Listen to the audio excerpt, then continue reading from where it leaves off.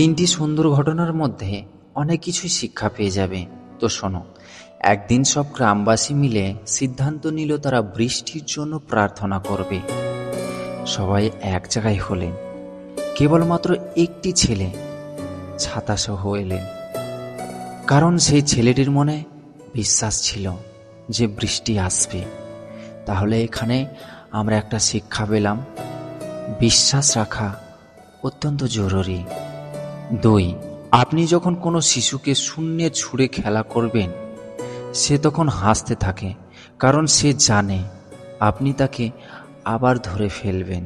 আর এই ঘটনায় শিশু যে হাসছিল, কারণ তার মনের মধ্যে ভরসা ছিল যে তাকে ধরে নেবে।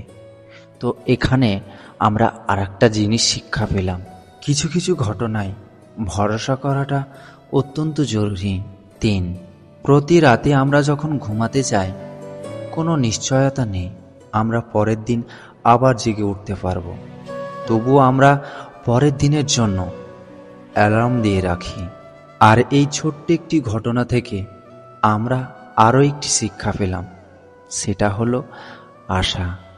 তাই আমরা জীবনে যাই করি না কেন, মনের মধ্যে বিশ্বাস, ভরসা, আশা এগুলো রাখা অত্যন্ত জরুরি। না হলে জীবনে কখনোই আমরা সফলতা পাব না।